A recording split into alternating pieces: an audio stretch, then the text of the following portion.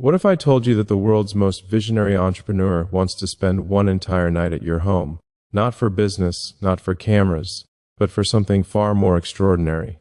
Imagine opening your door to find Elon Musk standing there, asking if he could stay just one night to do something he rarely gets to do anymore, simply talk, connect, and share ideas with another human being until the sunrise. This isn't about rockets or electric cars or artificial intelligence. This is about two souls connecting in the most authentic way possible, holding hands through conversations that could change how you see everything. You won't believe what happens when the man who's trying to make humanity multiplanetary asks you for the simplest thing in the world, your time, your attention, and a night of uninterrupted conversation. No sleep, no distractions, just pure human connection in its most beautiful form.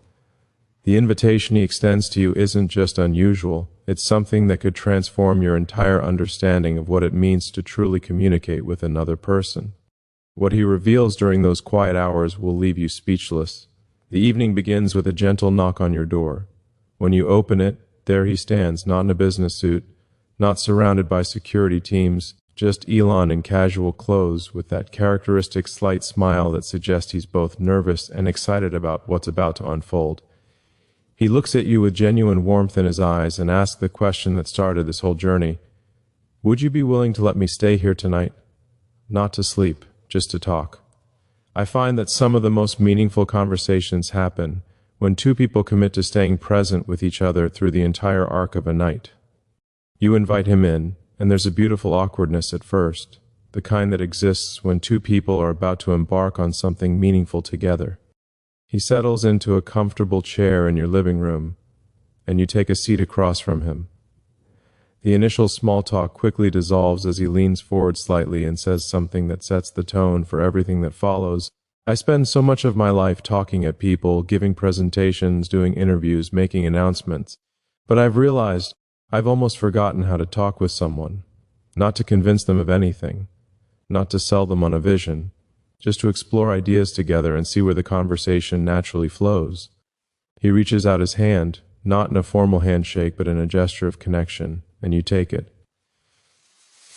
There's something profound in that simple act, two people choosing to maintain a physical connection while they venture into the landscape of ideas and emotions. His hand is warm and slightly calloused, the hand of someone who still works with physical things despite running multiple companies. He explains that he read somewhere that holding hands during conversation actually synchronizes brain patterns between people, creating a deeper level of understanding. Whether that's scientifically accurate or not, he wants to try it because he's genuinely curious about what emerges from this kind of intentional connection. The first hour flows like a gentle stream. You talk about childhood dreams, those early aspirations that shape who we become. You share stories you've never heard in any interview, moments from his youth in South Africa, where he felt profoundly alone but also profoundly connected to the future he could sense was possible. He describes lying on the grass as a 10-year-old, looking up at the stars, and feeling with absolute certainty that humanity's destiny was written across that vast darkness.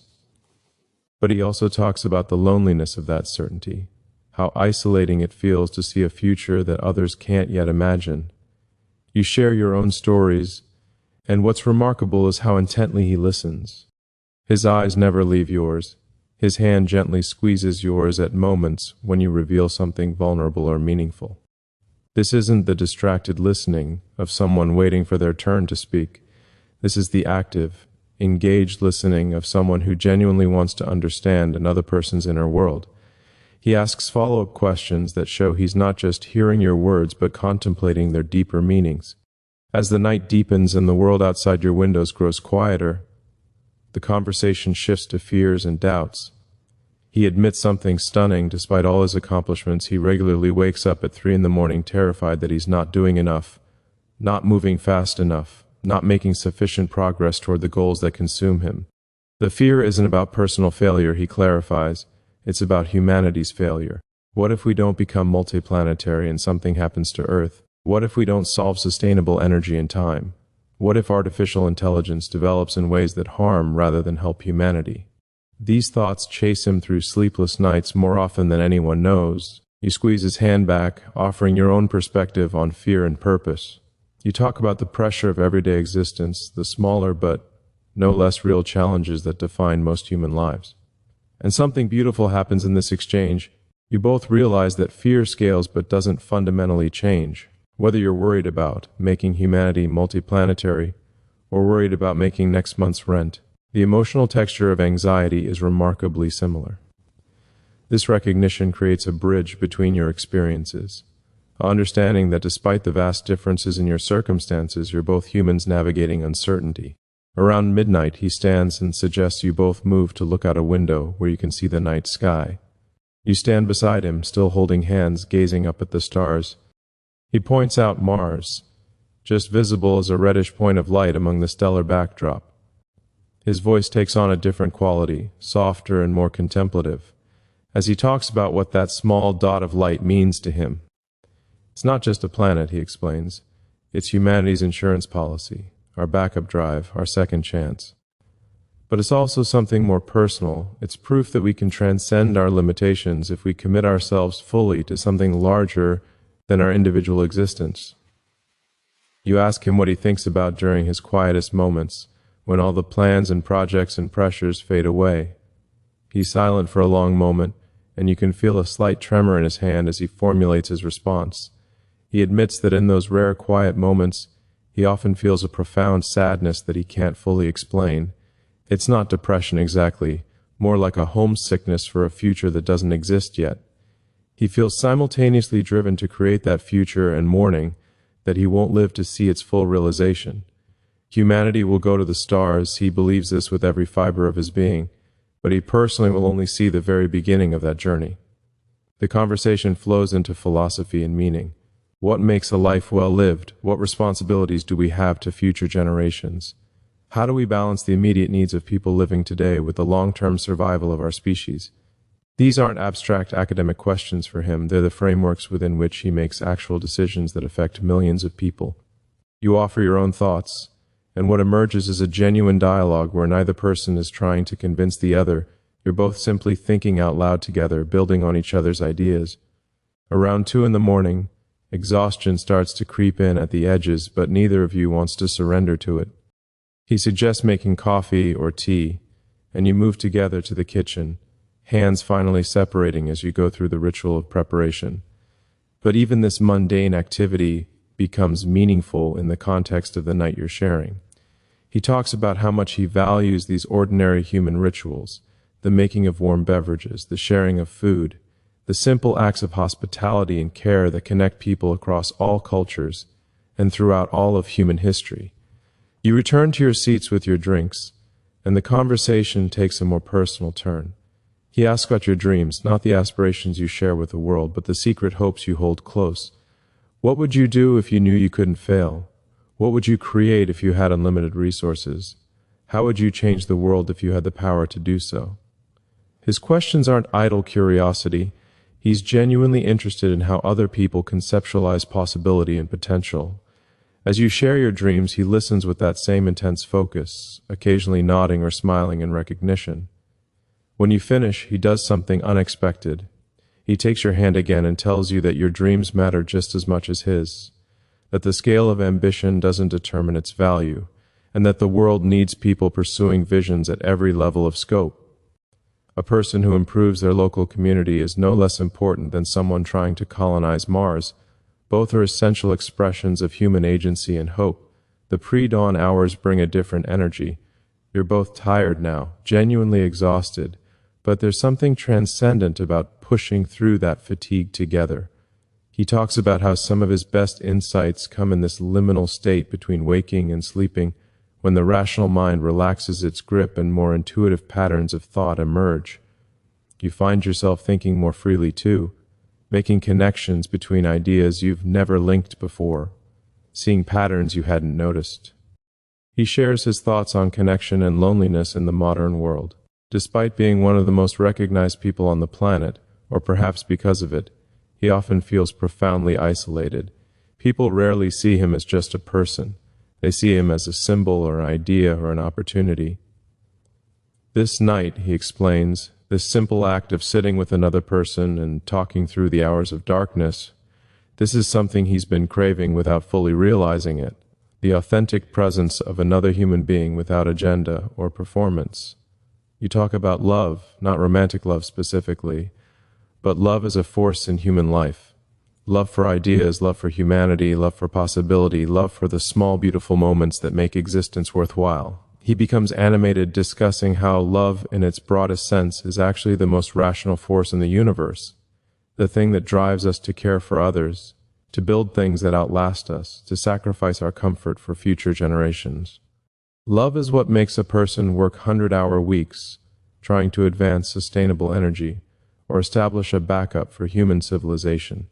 As the first hints of dawn begin to lighten the sky, you both fall into a comfortable silence, still holding hands, simply existing in each other's presence.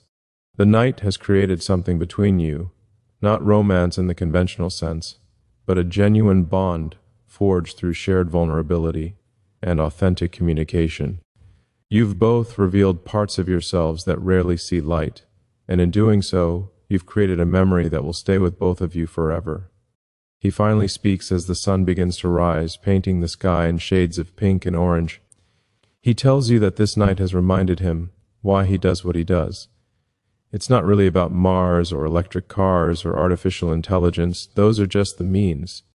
It's about creating a future where human connection can flourish, where people have the space and freedom and security to have nights like this, to talk and dream and connect without fear or desperation.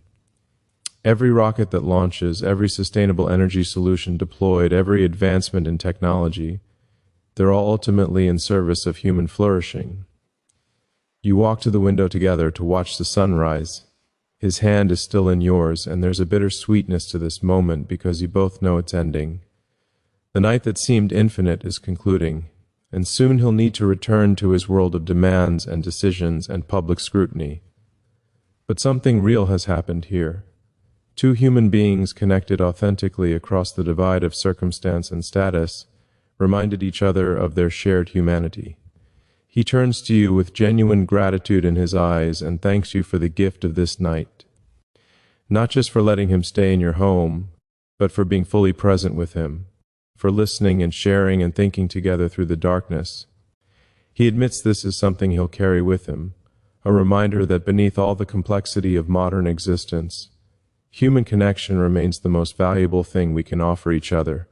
As he prepares to leave, he makes one final observation. The world is full of people who want things from each other, transactions and exchanges and negotiations. But what we really need is more nights like this, where people simply offer their presence and attention to each other without expectation of return. That's the revolution he'd most like to see. Not just technological advancement, but advancement in how humans relate to each other. You walk him to the door, and there's a final moment of connection. A last squeeze of hands, a meeting of eyes that communicates more than words could express. He steps out into the early morning light, and as you watch him go, you realize you've been changed by this experience. Not in dramatic or obvious ways, but in subtle shifts of perspective that will influence how you see yourself and your place in the world. The invitation he extended wasn't really about spending one night at your home. It was an invitation to see what's possible when two people commit to genuine connection, when they set aside pretense and performance and simply exist together in honesty and openness. It was an invitation to remember that beneath all our differences in circumstance and ambition, we're all humans navigating the mystery of existence, seeking meaning and connection and purpose. As the door closes and you return to your now quiet home, you understand that what happened wasn't about Elon Musk, the public figure, or the entrepreneur or the visionary. It was about two people recognizing their shared humanity and honoring it through the simple act of staying present with each other through the long arc of a single night. That's the real story, not the celebrity or the spectacle, but the profound ordinariness of two humans connecting authentically in a world that increasingly makes such connection difficult. The morning light fills your home differently now. The space where you sat and talked feels somehow sacred, marked by the intensity of the conversation and connection that occurred there. You realize that this experience has given you a new lens through which to view your own life and choices. If someone at the pinnacle of achievement and recognition still yearns for simple human connection, still questions his purpose, still feels fear and doubt, then perhaps we're all more similar than we imagine. You think about the conversations you'll have in the future, with friends and family and strangers. Will you bring the same quality of presence and attention to them? Will you create spaces where authentic connection can emerge? The night has taught you that the most extraordinary experiences often come not from extraordinary circumstances, but from extraordinary commitment to being fully present with another person. The invitation that began this journey, that simple request to spend one night talking without sleep, turns out to have been an invitation to something much larger. It was an invitation to remember what it means to truly connect with another human being, to honor the profound and the simple, to find meaning not in grand gestures but in sustained attention and authentic presence. As you move through your day, tired but somehow energized by the experience, you carry with you the memory of those hours of conversation, the feeling of a hand in yours as you explored ideas and emotions together, the recognition that we're all seeking the same fundamental things regardless of our circumstances. Connection, understanding, meaning, purpose, and the simple joy of being truly seen and heard by another person. The world outside your window continues its familiar rhythms, but you see it differently now. You've been reminded that behind every face, no matter how famous or ordinary, is a human being seeking connection and meaning. You've learned that the barriers between people are often more permeable than we imagine, that authentic communication can bridge vast differences in circumstance and experience.